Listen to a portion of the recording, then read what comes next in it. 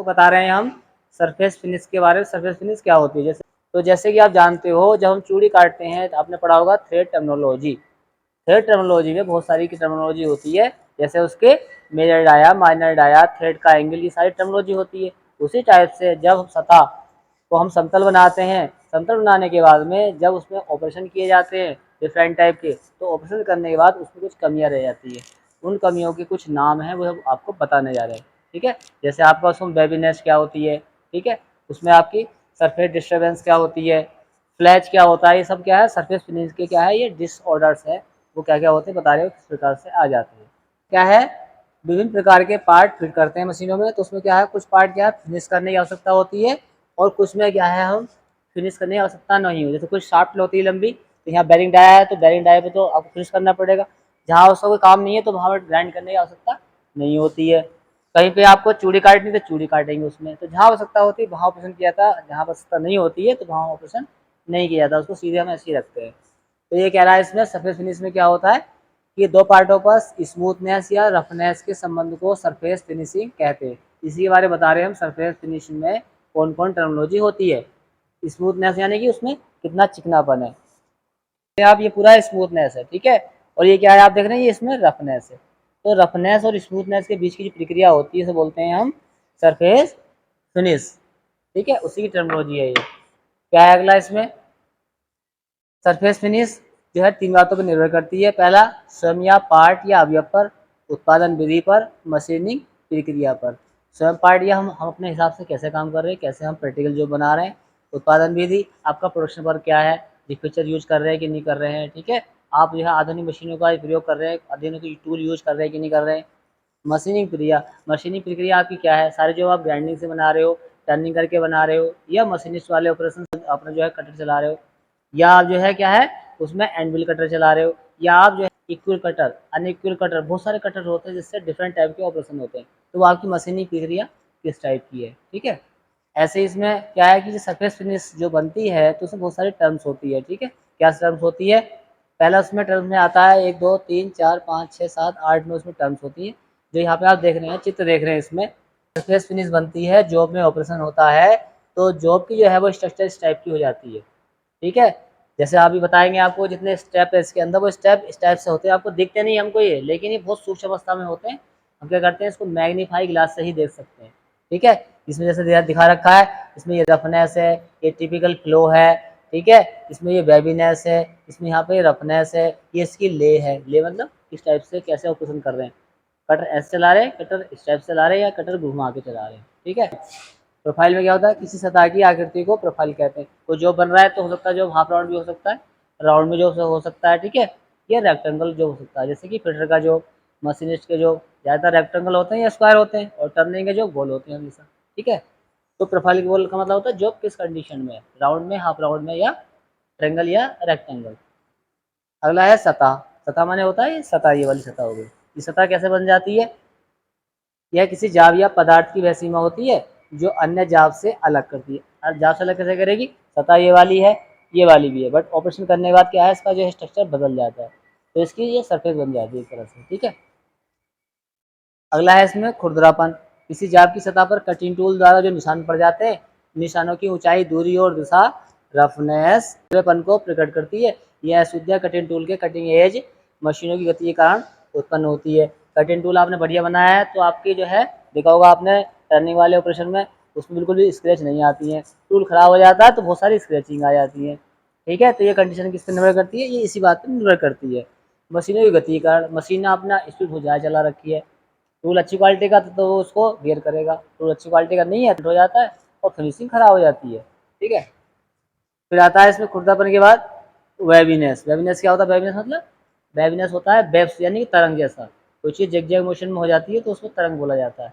ये किस कारण से आती है वेबीनेस किसी जॉब के अंदर, जाब की सतह पर चौड़ाई में, जाब है ये तो लंबाई ये हो गई, जाब की ये चौड़ाई हो गई, चौड़ाई में रफनेस की अपेक्षा अधिक चौड़ाई में विषमताएं जब होती हैं, समतल नहीं है, इधर से भी समतल नहीं है, उसमें ऐसा स्केच दिखाई दे रहा है, इधर भी स्केच दिखाई दे रहा है, ठीक है। तो ये क्या है, तो कह रहा है इसमें यही बात इसमें आ रही है कि वेबीनेस में चौड़ाई विषमता जब होती है उसे वेबीनेस कहते हैं, यानी कि एक तरह से वो वेब तरंग सी बन जाती है। भाई तरंग ये क्यों आ जाती है, जैसे कि मशीन हमारी ख़राब है, वाइब्रेट कर रही है, टूल सही से नहीं बांधा आपने तो वो वाइब्रेट करेगा, तो जो वाइब्रेट करेगा तो वही जो है उसकी जो प्रॉब्लम्स है वो उसमें क्रिएट करेगा।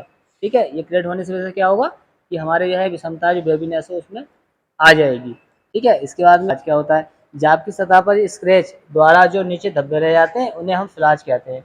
यह हैमरिंग द्वारा जाप की सतह पर बन जाते हैं। क्या होता है, फिटर वाले लड़के क्या करते हैं, जॉब को जो है सीधा करने के उसको हथौड़ा बजाते हैं, फिर उसकी फिनिशिंग करते हैं, रफ फाइलिंग करते हैं, उससे क्या होता है कि जॉब सीधा हो गया, लेकिन हथौड़े की वजह से क्या उसमें क्या है स्पॉट पड़ जाते हैं, जगह जगह क्या है गड्ढे से हो जाते हैं, तो उसे बोलते हैं फ्लाज।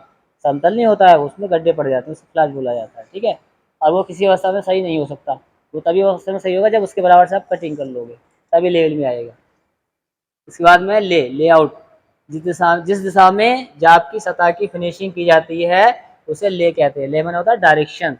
आपको अगर हमारा ये आपका जॉब है, हम जो है टर्निंग ऐसे कर रहे हैं या मिलिंग हमने ऐसे करनी है, या इस टाइप से कटर चलाना है या इस टाइप से कटर चलाना है, जो कंडीशन में हमें चलाना है उसको बोलते हैं ले, यानी उसकी ले यानी दिशा हो गई वो। जैसे यहाँ देख रहे हैं आप, ये लिखा है ले, तो जो सरफेस होती है सतह होती है वो इस टाइप से दिखाई देती है। ठीक है, कटर आपने ऐसे चलाया है तो ये आपको ऐसे दिखाई दे रहा है। यही कटर कोई, जैसे कि मान लीजिए आपका वर्टिकल मशीन है, मिलिंग मशीन है, उसमें कटर गोल घूमता है, तो सतह क्या होगी उसमें आप देखा होगा इस टाइप से उसमें रिंग रिंग से दिखाई देंगे। ये मशीन चलाते हैं। प्लेनर में क्या होता है, प्लेनर में टूल ऐसे चलता है, हालांकि वो आपकी सरफेस को बनाता है, सरफेस बनाने के बाद में क्या देखा होगा आपने उसमें इस टाइप से उसमें स्क्रैच सी दिखाई देती है। आपको वो ऐसे दिखाई नहीं देंगे, वो जैसे कटर चला वैसे ही दिखाई देंगी। तो ये क्या होती है, इसे बोलते हैं ले, हम जॉब को किस टाइप से बना रहे हैं। ठीक है, उसके बाद में आएगा हिल्स और वैली। कटिंग टूल द्वारा जाब की सतह पर जब निशान पड़ते हैं तो उसे उसके जो स्थान ऊंचे होते हैं उन्हें हिल्स बोला जाता है, और जो नीचे वाले पॉइंट होते हैं उन्हें क्या बोलते हैं, उनको वैली कहा जाता है। इन्हें मैग्नीफाई ग्लास से ही देखा जाता है। जैसे सरफेस होती है, जब हम इस आर सिस्टम से इसको मशीन से चेक करते हैं तो इस सतह जो चिकनी सतह होती है, सतह पे भी क्या होते हैं गड्ढे होते हैं, जो अपनी नग्न आंखों से नहीं दिखते हैं। ठीक है, जैसे कोई भी वस्तु होती है वो सड़ जाती है तो उसमें जो गंदगी होती है, उसमें वायरस होते हैं, वो किससे दिखते हैं आपको, मैग्नीफाई ग्लास से दिखाई देते हैं, वैसे आपको नहीं दिखाई देंगे। ऐसे ही इसमें सतह में भी स्पॉट होते हैं, आपको समतल सतह दिख रही है, स्मूथ दिख रही है, लेकिन ये भी इसमें कहीं ना कहीं स्पॉट होंगे, जब हम इसको किससे देखेंगे, सूक्ष्मदर्शी से देखेंगे। ठीक है, तो इस चीज़ को क्या बोला जाता है, इसमें जो भाग ऊंचा दिखता है, ठीक है, वो होता है आपका हिल, और जो इसमें दबा हुआ भाग होता है स्पॉट टाइप का, ठीक है, उसे बोलते हैं हम वैली। तो हिल्स और वैली होते हैं, तो इसी से बन जाती है जीजे मोशन बन जाती है। ठीक है, अगला है इसमें, अब आता है स्मूथनेस। यदि किसी जाप की सतह पर खुरदरी ना हो, जाप की सतह खुरदरी अगर नहीं है तो उसे क्या है, स्मूथनेस कहते हैं, चिकनापन कहते हैं, खुरदरापन नहीं। जैसे ये हमारी लकड़ी का है, ये तो इसमें हाथ लगाएंगे तो स्क्रैच हमको हाथ से आवाज़ भी आ रही है, इसमें ये स्क्रैचिंग है, खुरदरापन है, ये हमारे हाथ में चुभ रही है तो खुरदरापन है।